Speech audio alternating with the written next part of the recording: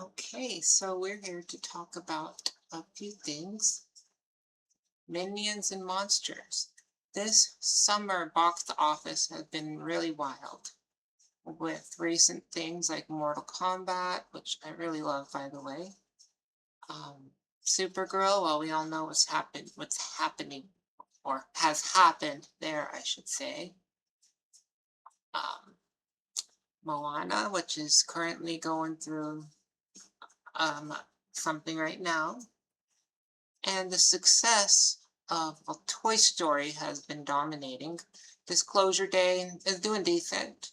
Young Washington, for its limited budget and limited theaters, is holding its own. But Minions and Monsters were making quite a bit. It's Let's go ahead and briefly look at some of those numbers here. So we have, as of Friday, July 10th, and it looks like Moana's in the lead, but those numbers aren't quite all in. For last weekend, Minions and Monsters beat Toy Story 5 for the opening weekend, but Toy Story 5 still earning way more totally. Let's look at these other ones. So these are the numbers. Minions and Monsters is down a bit. That happens from week to week. So this one's saying the total gross is 94 million for Minions and Monsters. Toy Story 5 is 390. According to Screen Dollars, those numbers are a little different here. I'm not sure which update's quicker. Let's see. That's going to be, oh, there's our problem there. That data is not available on that site. Anyways, it looks like Minions and Monsters is making a lot of money, at least up to this point. So why is that an issue? Well, I'm here to tell you I think Minions and Monsters might be one of the most dangerous movies this summer. I don't know, it's right up there with Disclosure Day on subliminal messaging that it's sending to the population. And let's just look at some screenshots from the final trailer. Okay, so what do we got here? Obviously some type of Greco-Roman monument. It looks like there's 4 pillars on the front, 4 on the side. You can't count the total amount of them because I'm always interested in that.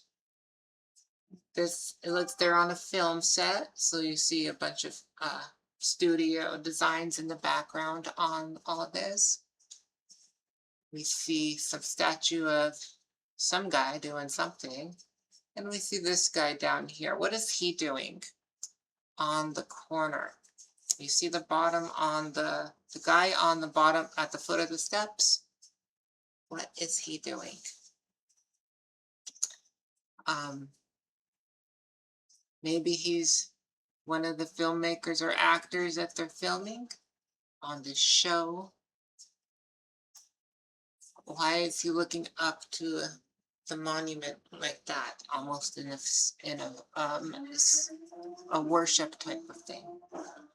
Well, let's look at another image from here. Okay, what are they doing? They're trying to find monsters to help them. So what are they doing? They have the candles. They're holding hands. They're surrounding a book. Does that not seem weird to you at all? By the way, the studio is Illumination Studios. Need I say more? Okay, let's see what else there is that is going to really be unusual. Well, this minion falls asleep and the halberd or whatever weapon that's called comes down and the queen. Okay, that's not bothering you? Not bothering you? It's bothering me.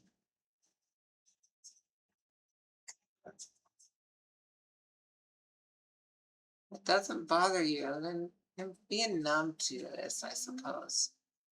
And I think that's kind of the point of all this. All right.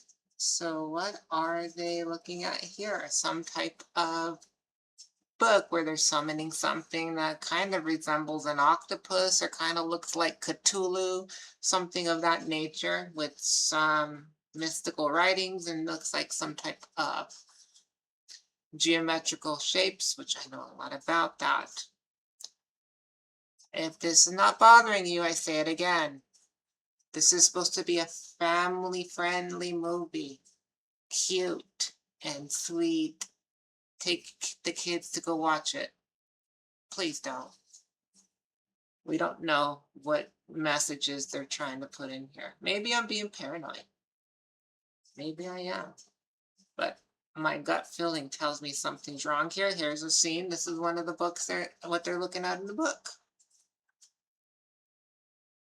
You can tell me what that looks like to you. Let's go a few more scenes in and see what else is here. Okay, there's another one. We've already got eyes on the other image. There's eyes on this. Illumination. Who is the illuminated one? Who is the light bearer? In Spanish, light is luz. Who is the light bearer? Luz y ber.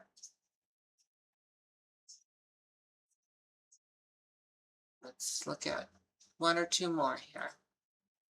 Okay. Well, this one should be easy. Now, I ran this through AI just for fun. And let's see what it told me.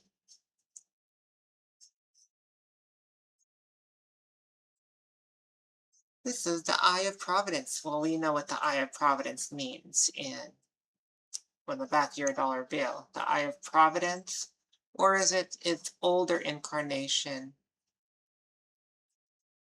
um, in Egyptian would be the Eye of Horus. Now, what is Horus? Well, Horus was the child of Isis and Osiris. If you don't know that story, look it up and see how awkward that makes you feel. But the Eye of Providence, which is on the back of your dollar bill, which happened in the mid-30s. There was this guy that worked with, was a friend to FDR. I can't remember his name right now. Hamilton. I have to look it up. But he's the one who was influenced this. Now it was based off an older drawings that were never put on reserve notes before earlier on in America's history, but we know what this is. The dollar bill I could talk about for hours, so we'll go past that. But look at what we got here. Now, I think I have one more image, and I can't remember which one it is, so let's find out.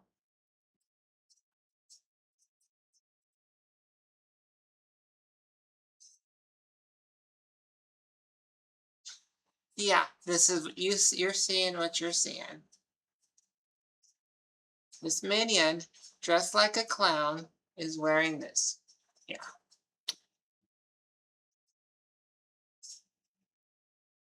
So, you tell me what you think about this. Is this something that young individuals should be seeing? That's up to you to decide. I, for one, have an issue with it. I hope I don't offend too many Minion fans. I don't want me to be very despicable, if you get my drift. Yeah, despicable me. How dare I? Anyways, I hope you enjoyed and learned something. Just remember to question everything, but also have a good time. be nice to each other, be nice to everyone you can, and that's the most important thing in life. So remember, be nice to each other. You can look me up, more Undomial on YouTube and X, and thank you.